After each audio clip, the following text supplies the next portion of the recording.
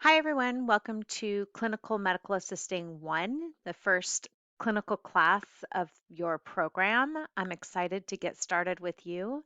I know that you all are very familiar with how to navigate Canvas and MindTap, but I just wanted to take the opportunity to go through a few things with you. When you log into Canvas, you land on the home page. This home page I will update every Monday. If you scroll down, you'll see, for example, for this week, and I have direct links connecting you to what we'll be doing that week for class, and that will be updated every single week. You can navigate the course through modules, discussions, and quizzes. You do have access to your assignments tab. However, that being said, when you open up your assignments, it's a long list, number one, and number two, they're not always listed in order. They do have due dates, but they're just not always listed in order. So I encourage you really to use the modules tab and to access the module for that week. And the week that we are covering the particular module is outlined in the title, as you can see here.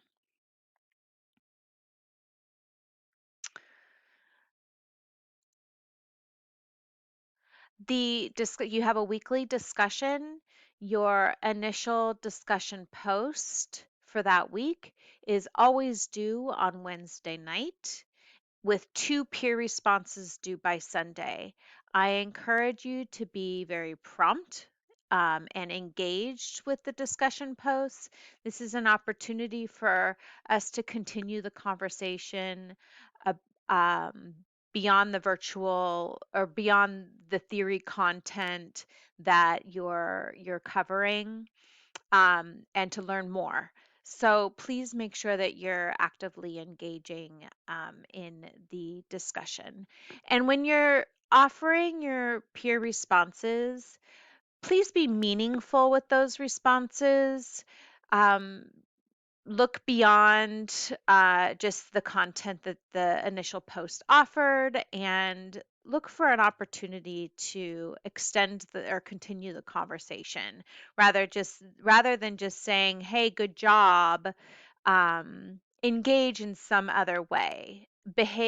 Uh, behave as if you're in the classroom and actively engaging in this conversation. If you think of it that way, it might make it a little bit easier.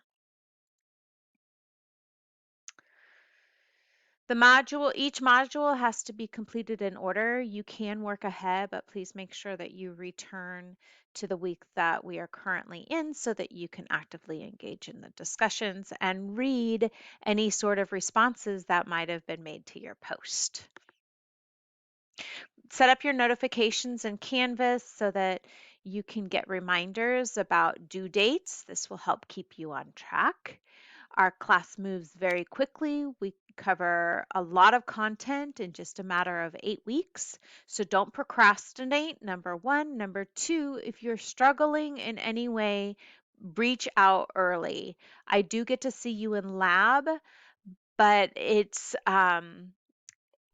really want to encourage you to communicate. That's key. I can help. So please allow me the opportunity to do that. Make sure you read through communication expectations. These are the expectations concerning how you should communicate and engage with your peers and how you should communicate and engage with me. The announcement page, I'll always use that to post announcements, campus announcements, or maybe resources that I might have or might be available to you. You should get an email anytime I make an announcement. Email, make sure that you have access to your email and that you are checking it regularly. It is the primary way that I will send out a message. I'll send out a message to the entire class, or I'll send out a message to students individually. So make sure that you're checking your email often. I'll offer feedback in the gradebook, oftentimes via the rubric, and that Please make sure that you look for that because it's a way for you to know what you did well and also to learn about opportunities for improvement. Please don't hesitate to email me or to text me. I do give you my personal cell phone number. Let's talk a little bit about professionalism. Professionalism is expected at all times. So that means when you email me, you open your email by addressing me as Professor Palmer. You proofread the content of your email for your tone and also for spelling and punctuation, and then you always close your email with your name. Texting, I don't save students as contacts in my cell phone, so I have no idea who you are unless you identify yourself. So please make sure that you start out your text by Professor Palmer, this is so and so, and then you can text. Let's talk a little bit more about things that you should text or email and Q&A. So we have a running Q&A discussion board. It's under discussions, and this is an opportunity for you to post questions that your peers also might share and also to look for answers to a question that you might have. This is important because I want you to look here before asking me a question. And the reason that I want you to do that is because that's a way to practice being resourceful. And as a medical assistant, you definitely have to be resourceful. So we might as well put those skills to good use. Also, when I answer it, it gives your classmates the benefit of the answer. If it's personal in nature or if it's a lengthy question, please just email me privately. And if it's a super quick question that you have or something that you need to notify me of, like I'm going to be late to lab or I won't be in lab today, then that would be a great thing for you to text my cell phone. Please make sure that you read through the syllabus. You can also email your classmates through People, and you can email me from here as well, or you can use your inbox, or you can email me directly at cpalmer@shastacollege.edu. I wanted to also show you a couple of things. I know you're familiar with MindTap, but just a couple of reminders. Remember, you can access MindTap by clicking on any assignment.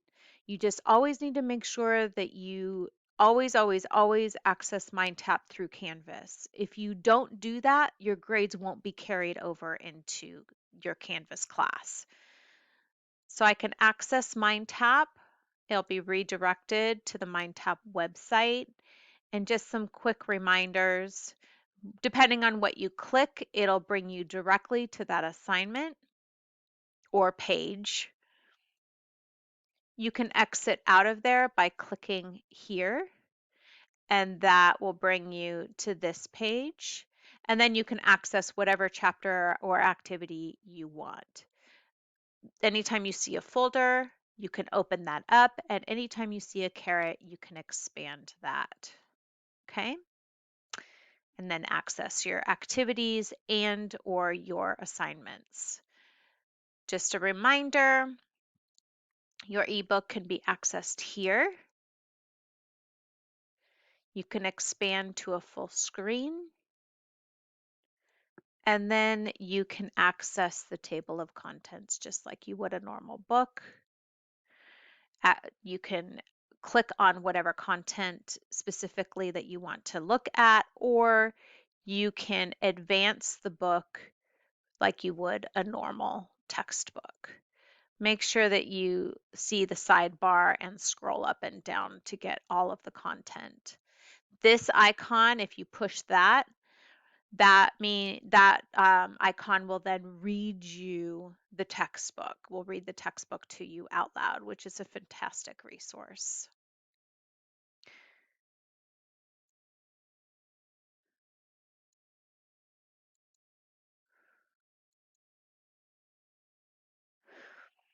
So I think that is everything for the most part. One more thing I wanted to show you, if you don't know already, Office 365. If you click on that, you can create a login to have access to Word, so Word documents or PowerPoint or Excel files. And that way, if you don't have that software downloaded on your laptop or home computer, then you have access to it here. Okay, that's it. I look forward to seeing all of you. Make sure that every single week you land on that home page and you look for the updates. All right, let's have a great semester.